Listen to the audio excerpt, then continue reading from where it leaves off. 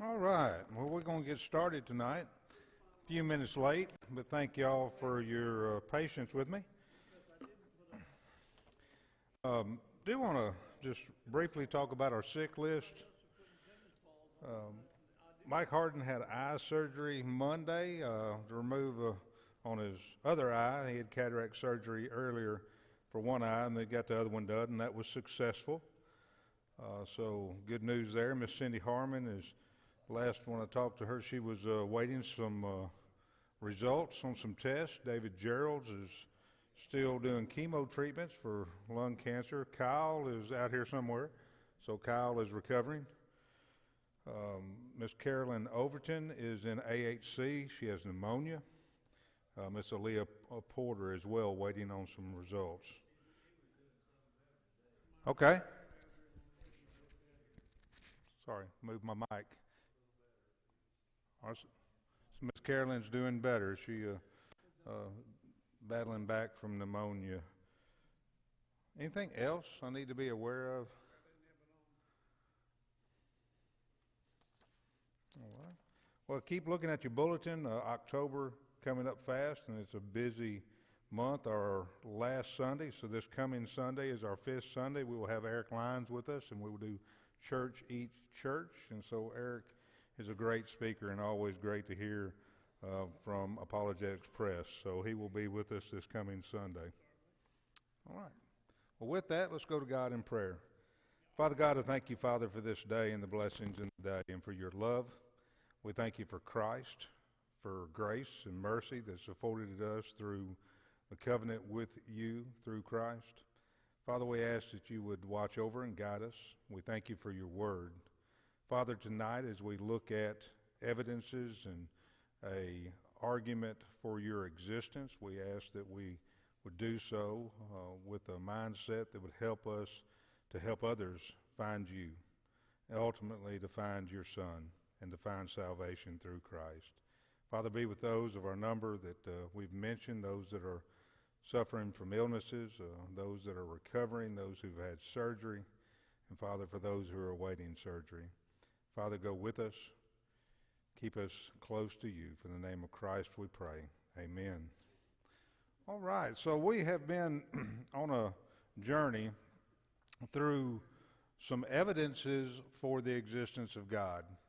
And obviously in a room full of individuals that have come to church tonight, that's not necessarily something that I'm trying to convince you that God exists. I know you understand that, but what are the evidences? We started out the discussion asking, I believe because. And we sort of not necessarily put a period there, but we put some dashes. What is it in your belief? Because we have said that beliefs drive our thoughts drive our emotions, and our emotions drive our behaviors. So it truly is what we believe. If we watch how we behave, we watch how others act, we can, in some sense, see what they believe. If there is a God, I believe there is, I think too, but does he require something of you? Is it reasonable that God requires something from his created? Is that a reasonable expectation if he's there and he exists? So when we wrestle with the question, is there a God? Then the answer to that drives our behavior, our thoughts, drives our emotions, and will drive ultimately what we do. What is our purpose? Why are we here? And those are some of the matters that we are talking about, not only for our own faith, but for the faith of our children. How do we pass those beliefs on? Our children, we will raise them in a home to age, and then they're going to go into a secular system that says, no, it wasn't created, it was evolved. The Darwinian, that's in our textbooks. Some of the experiments that we have proven to be false, that we know are false, are still there. You don't believe me? Go and look up Encyclopedia Britannica and look at some of the things that they will have in there for evolution. And although we know some are false, We've proven that. Even the atheists that don't believe, or even the evolutionists, would say, no, that wasn't right. But they're still there. And so I believe because we have looked at the idea that the universe had a beginning, therefore there is a beginner. It had a certain point in time of which the universe began. There, in one instance, there was nothing. Then all of a sudden, there was time, there was space, there was matter. And all these evidence points to a beginning. And also, it points to ultimately an end. And therefore, we know that there was a creator. And then last week, we looked at the universe. And we understand that there's a designer in the universe, that there's design, and we used some big words, and I sort of stumbled over some of them, but that we can see that there are constants, there are laws that allow this earth to exist. We talked about 120, we didn't talk about all 122, but there's at least 122, that if you change them a little bit, then we're not here. We also looked and talked about our bodies, that there's a design. Therefore, there's a designer. Tonight, we're going to look at the idea that there is a moral absolute, and therefore there must be a moral law. And perhaps one of the stronger arguments for the existence of God. Does morality matter? I was about, 10 or 11 years old, and in my family there was 4 of us. We call us middle class, lived in Memphis. Right there where I-40 was supposed to come through, close to Overton Park. As a young kid, man, I had it made. I had nothing but vacant lots for blocks across from me. The city had bought those houses, torn those houses. Well, at Christmas time, once I'm not going to surprise anybody here, but, Christmas time, we got $100 was that limit. There was 4 kids. Back in the late 70s, that seemed like a lot of money. I wanted a bicycle.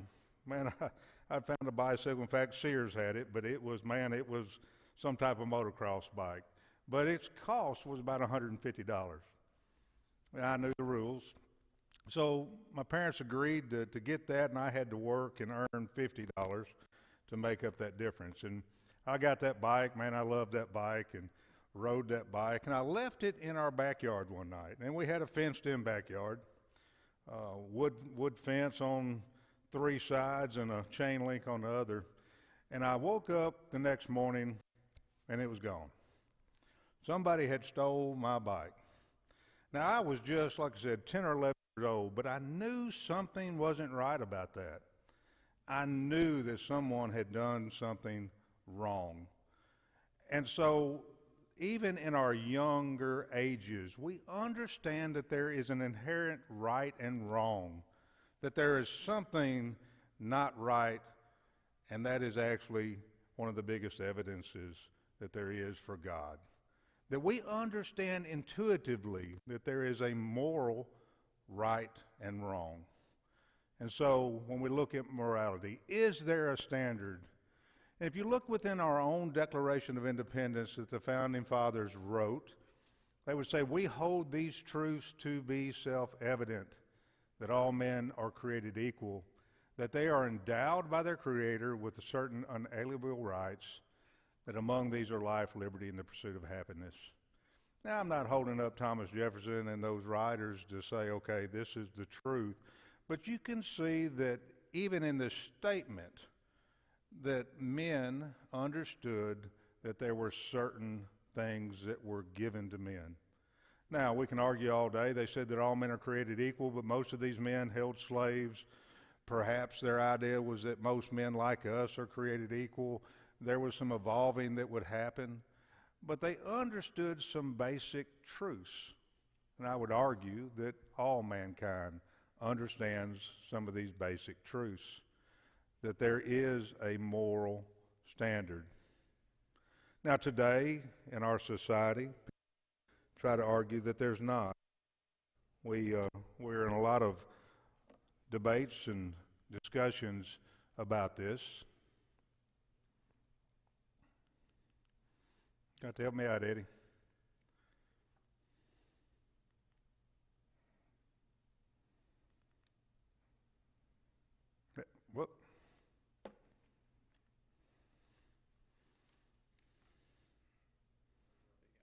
All right. What is true for you, making money and helping people. So stop and think about our secular world out there, even ourselves, we may make this statement. What's important to you? And talking to friends that maybe are not Christians, or maybe they don't necessarily claim to be agnostic or atheistic, but what makes them happy? What is their purpose and what are they trying to do? Well, in one discussion with a businessman, a guy was asking that question, and he answered, well, making money and helping people. So why do we think we should help people? Anybody in here think you should not help people? You talk to even secular, those that are not Christian, would you agree that most people think that helping out your neighbor, helping out the guy on the side of the road might be a good idea? Yeah, but just think about it. Why should we do good and shun evil? If there is no moral absolute,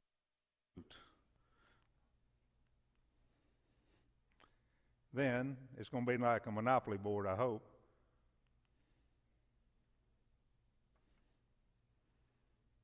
There it is. If there is no objective standard, then life is just a glorified monopoly game. When we get finished with this life, then we're going to put all the pieces back in the box. And we're going to put the box back on the shelf. Is that what life is about? Without a standard, then there is no right and wrong. And so a lot of the arguments we will look at tonight, just the opposite, when someone who even says there is no absolute gets upset because they feel they've been treated wrong, what's the insinuation? That there is a different way, right? We're going to be battling. All right? Well, don't touch it. No, just kidding. I'm going to go ahead and bring this up in my phone while we're doing that. The moral argument for the existence of God. Every law has a lawgiver. There is a moral law. Therefore, there is a moral lawgiver. We have talked earlier in some of our other classes about logical deduction, logical reasoning, and looking at that. So every law has a lawgiver. Would you agree with that? That any law that we have in this country, in this county, in this nation, is there someone had to give that law. There is a moral law. There is a moral law that we can see, we can know intuitively that something's right or wrong. Therefore, there is a moral lawgiver. Just a logical argument. If the first and second premises are true, then the third must be. The conclusion necessarily follows. Of course, every law has a lawgiver.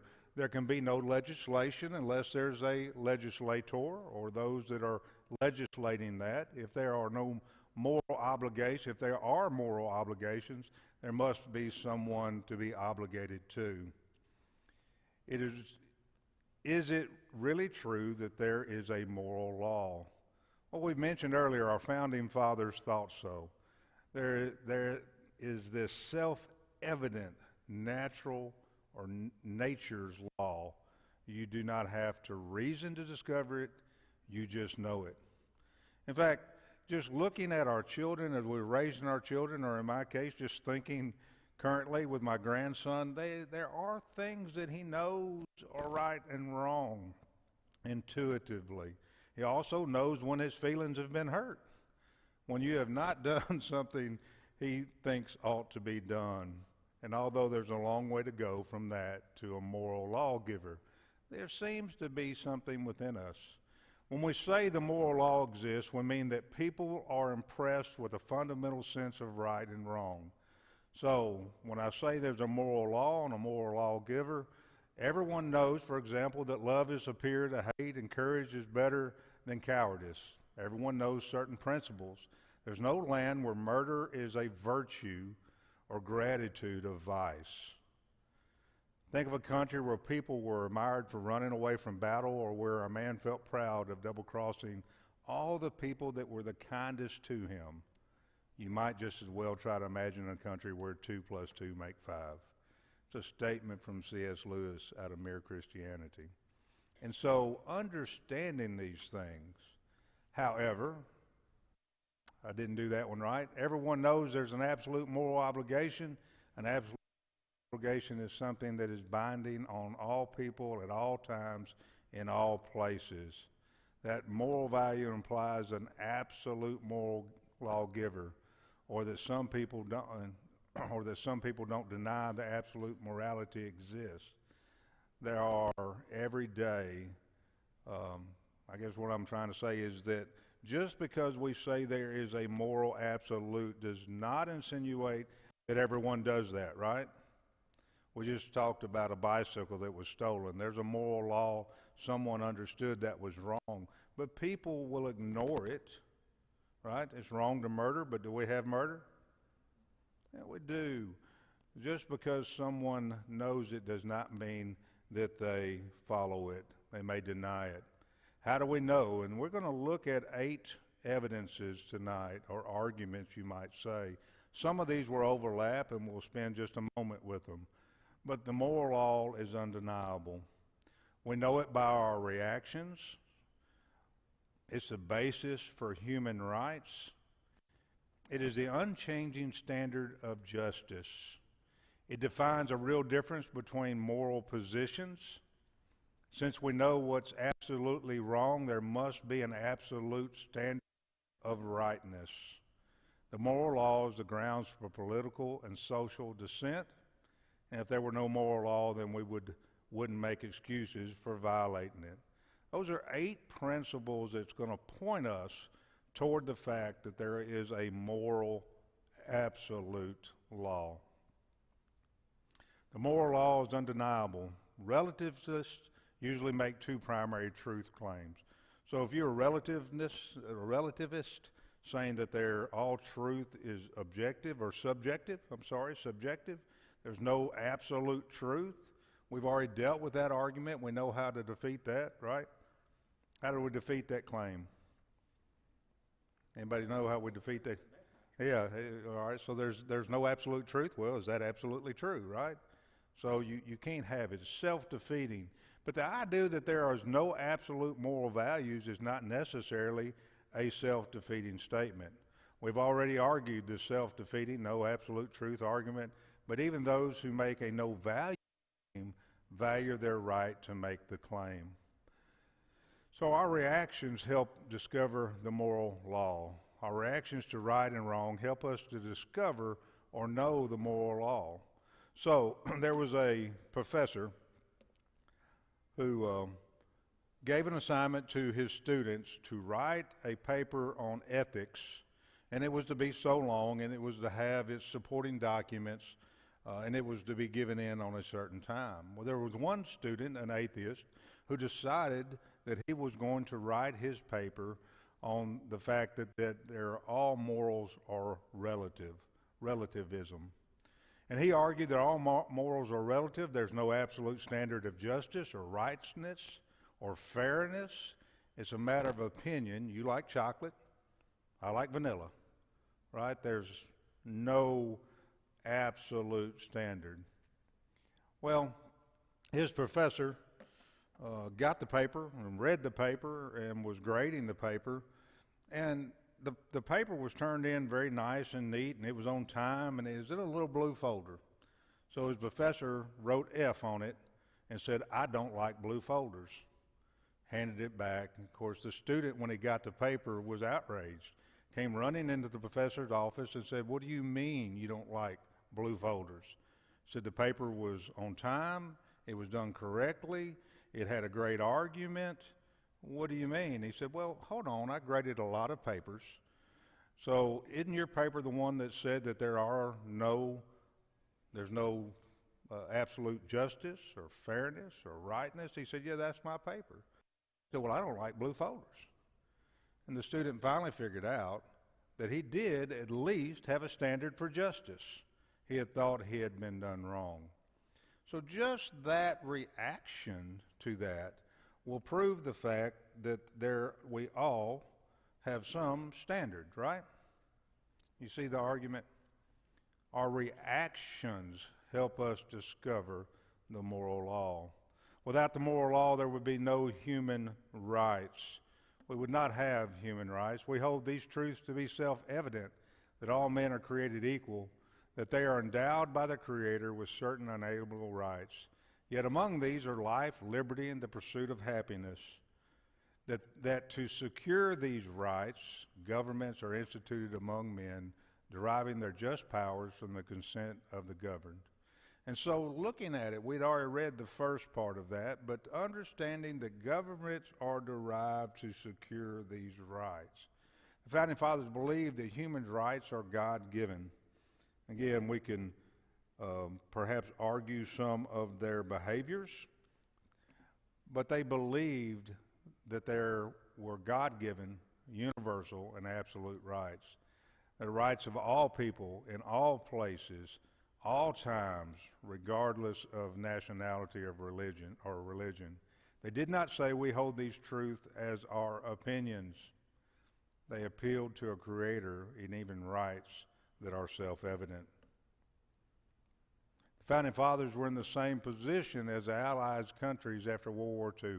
Stop and think about it. If you know about the ending of World War II and the Nuremberg trials, as they brought Nazis in, especially the SS in, that was very cruel, that Hitler had said and German law said, extinguish the Jews, right? Exterminate them, get rid of them. They were bringing them in from Poland and all kinds of countries, and they were shipping them to concentration camps. If you want a heart-wrenching sort of view, you can find them on YouTube, but they will show those concentration camps. They will show the incinerators. They will show the room full of shoes that are left, room full of luggages. But the German law said that extinguishing or killing the Jews was the law of the land. But if you remember what the Chief Justice said, that we hold that there is a law higher than German law. Understanding that there is a higher moral standard where killing innocent people is wrong. Without the moral law, we could not know justice or injustices. Perhaps the most popular argument against the existence of God is the presence and persistence of evil in the world. Anybody heard that argument? Why does an all-knowing, all-loving, all-kind, all-powerful, all-knowing God allow evil to exist? Well, if you stop and really think about it, the acknowledgement that there is evil sets a standard, right? If we say something is evil, that must mean that we know something is good, something is better. Atheists have long asserted that it would be more logical to believe that this God doesn't exist than to try to explain how evil and God can coexist. C.S. Lewis was one such atheist. If you read Mere Christianity, it's very pointed to this idea. But he believed that all of this injustice in the world confirmed his atheism. That is, until he thought about how he knew the world was unjust. He wrote, as an atheist, my argument against God was that the universe seemed so cruel and unjust, but how had I got this idea of just and unjust? A man does not call a line crooked unless he has some idea of what a straight line is. What was I comparing this universe with when I called it unjust? So the idea that there is a right, wrong, an evil, a good, is an argument for an absolute standard. Lewis, like you and me, can only detect injustice because there is an unchanging standard of justice written on our hearts. You cannot know what is evil unless you know what is good.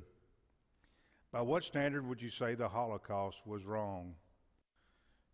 So if we were up here arguing, or predominantly there's even, believe it or not, Jewish atheists that are Jews by nationality, but arguing with them, what about the Holocaust, where some of your relatives were killed, right or wrong? Well, most would argue that it's wrong, but by what standard? And so I would suggest to you that in our own lives, if we look at our own lives, It's not that we don't know what's right and what's wrong. It's that we desire to do something different. There is a moral standard. If you look back into the garden, it was not that Eve did not understand what God had said about the forbidden fruit. In fact, Satan asked her, and she said it right back like God had told Adam. She added one little statement, we're not even to touch it. But she desired it, right? It was good for food and good to make one wise. That's our problem. It's not that we don't understand the moral standard. Without the moral law, there would be no way to measure moral differences.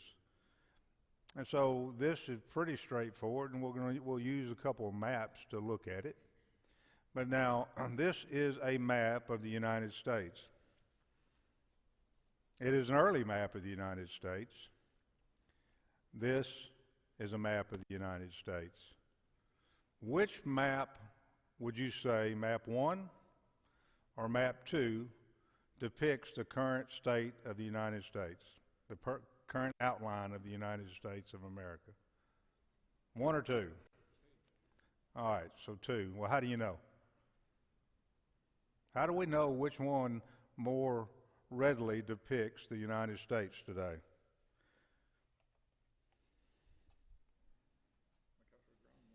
We've grown more? Okay. We're bigger than that? Well, we have the actual dimensions or the actual, most of us have traveled almost from coast to coast, right? We've been up and down some of these roads and these highways. We know what it looks like. Which map was better? Well, 2 more accurately depicted the current situation today. We would have to compare both maps to a real unchanging place called the U.S. We took both those maps and we laid them out, and we could look down on what's current. We're going to say map 2. If the U.S. does not exist, then neither map really matters. But since it does, we can compare the 2 maps against the real U.S. The same thing we do to evaluate behavior. We appeal to an absolute unchanging standard beyond us. That standard is the moral law. You think about it. Hitler versus Mother Teresa. Which one more closely matches what we think good is? All right, so her behaviors, her actions, and I'm not into all the religious connotations that go with her, but she spent a lot of times in Calcutta with a lot of sick folks, right? Helping, loving. Hitler, what do we know about him? Well, pretty much an egomaniac, but he killed a lot of folks, had a lot of folks killed.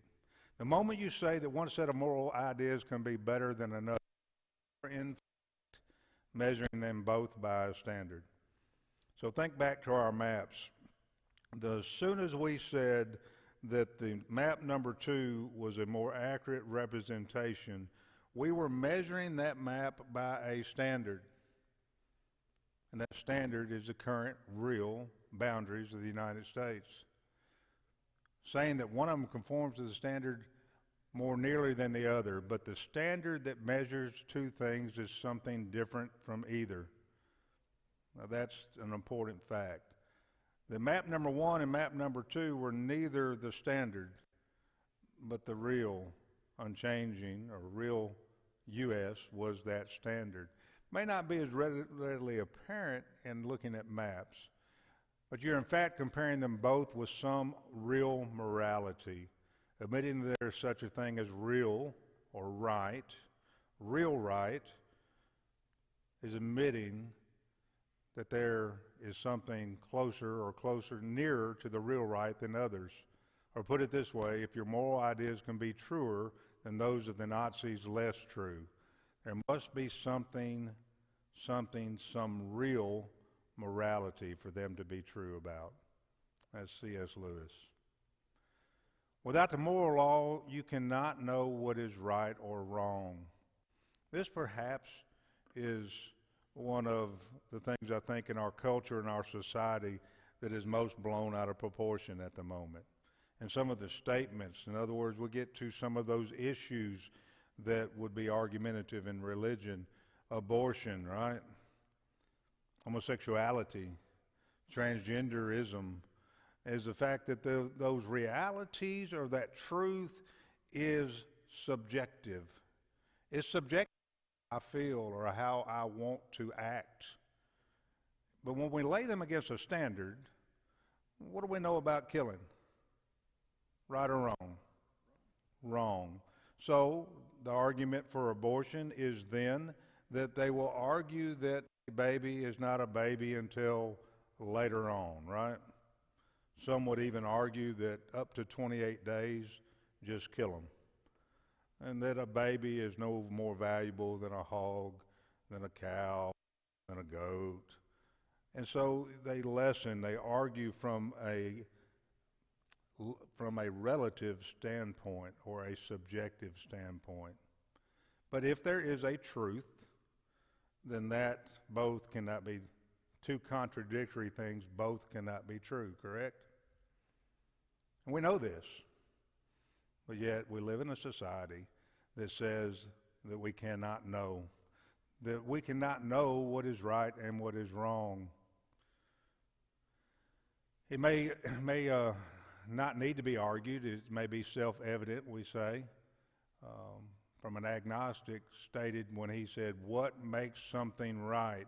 There was a debate in which an agnostic from the audience was asked, how do you know when something is right? He responded, I do not know what is right, but I do know what's wrong. And just the statement of understanding what is wrong means that there is a right. We live in a world where people want us to believe a lie. They want us to believe something that's crazy. We know what's right and wrong. It's instinctively to a point. Without the moral law, there are no moral grounds for political or social dissent.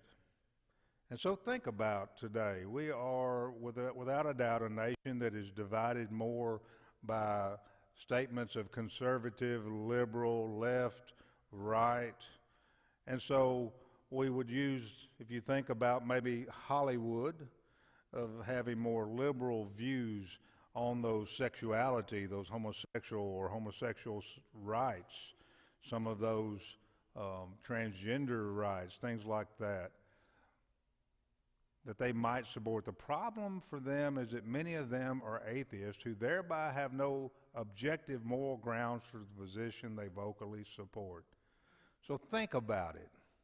If I say something is right, it's okay for me to have this relationship, then I'm admitting that there's a right and there's a wrong. Now, I may have those backwards of which one is which, but I'm admitting that there is a standard by which to argue.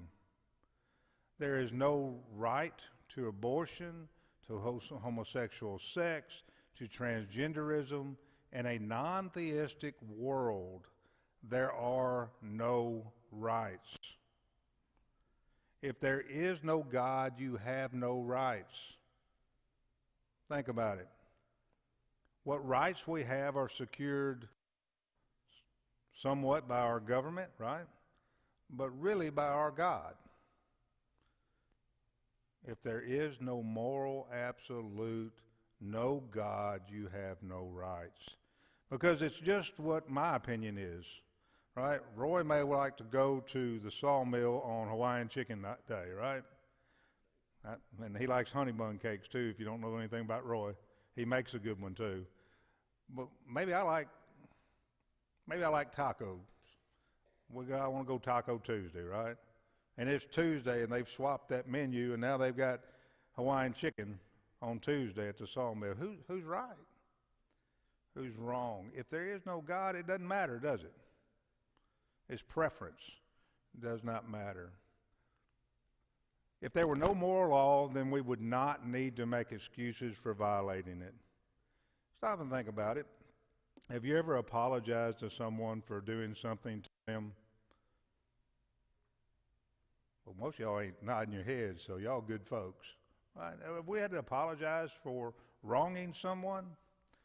Maybe doing something that was not right? Making excuses is an admission that the moral law exists in our current culture. Tolerance, think about it. If we talk about being tolerant, that's the word of the day. Even this idea is admitting that moral law exists. Tolerance is a moral principle. Now, we're called to go beyond tolerance into love. But love, we even misunderstand love. Tolerating evil, is that love? Their tolerance is acceptance. Okay. All right, so we're told to go. Tolerating evil is not loving, it's unloving. Why? Because we want all to come to a knowledge of God through Christ. And so telling them about God and about His rules and His law, and they're not burdensome. Well, in this whole argument, as we've wrestled through some of these, and I know some overlapped, and some of them you're saying, well, they're philosophical, perhaps, but they're true. They argue to the true sense. There comes confusion. We get a little confused. So absolute moral value over behavior. And we get confused by that sometimes, and the example I'll give you is confusing over what people do versus what people ought to do. When we confuse behavior to mean rightness, we will be left confused. What people do is subject to change. What we ought to do will not change. So think about that. Because we do something does not make it right. I hope y'all see that. We get it sometimes lost in our world. Absolute moral value versus changing perception of facts. So think about this. In the 1800s, they would sentence witches to death. And why they did that is because they felt that their curses would kill people. You had people dying, and therefore you had this witch. Talk about the right in that period, those Salem witch trials. They were burning them at the stake. Well, you see, just because they thought that, and now we don't think that, it does not change moral values. Morally, sometimes they say, see, our moral values have changed. We used to do that, right? Now, we still have some people who proclaim to be witches, but we don't try them for murder, unless they actually physically kill somebody. We don't believe that anymore, but our moral value is not relative to our time and our culture. What has changed is not our moral principle that murder is wrong, but the perception or factual understanding of whether witches can really murder people by their curses. And most of the arguments we have and we run into on moral values would be along these 2 points. One more would be particular situations. Just because 2 people may fail to know the right thing to do in a particular situation, the situation does not change the moral absolute. There's a moral right and wrong whether or not I understand how I should exactly act in this situation. When we talk about these, we normally put a color or a lack of color in there. What do we call that? What type of area? Gray area, right? Well, gray areas are not so gray. There is a atheistic or agnostic argument that is offered to illustrate this point. Let's say consider the argument of 5 people on a life raft. So 5 of us are on a life raft, and this life raft is designed for 4 people. We're out in the middle of the ocean. Our ship has sunk, and we're on this raft. We got 5 on it. None of us are going to survive if something doesn't happen. And so as we go around the raft, we have different opinions. Somebody says, hey, let's kill one, right? Somebody says, hey, let's just toss one off. Somebody else might say, hey, well, for an hour, I'm going to float and you float. We're all going to hold on, but we don't have the provisions. So the dilemma actually proves the opposite, because we cannot come to an agreement on what the moral objective or moral absolute is will prove that there is a right and wrong. There would be no right or wrong if there was no moral absolute, right? Any of them could be correct. Kill one, throw one off, right? Although many of the arguments overlap, I hope you realize that there is logically and arguably a moral law giver. Therefore, there is a moral law. Therefore, there is a moral law giver. We call this lawgiver God. He's the Father of Jesus Christ, the Son of God. Since we have seen that there is a beginning to the universe, there must be a beginner, a cause. That's God. Since there is design in the universe and our earth and our own bodies, there must be a designer. We call him God. Where we're headed is an idea of Christ. We have argued from a beginning, from a causation through a design to a moral law, and what we're looking for is, who is this God? When we started this class, we acknowledged that we would find a God. Well, what God is that? Is that Zeus? What God is it we're hunting? We're hunting the one true God. And so we are now going to move and start looking for that God. And then ultimately we're going to learn about a son. We call him a Savior, the Messiah. And we're going to look at some evidences outside of the biblical text that says that he was real. And then ultimately wrestling through the eyewitness accounts, the reliability of the Bible to come to the resurrection. And we're going to argue whether that was real or not. So thank you. I appreciate your time and your attention. Y'all have a great night.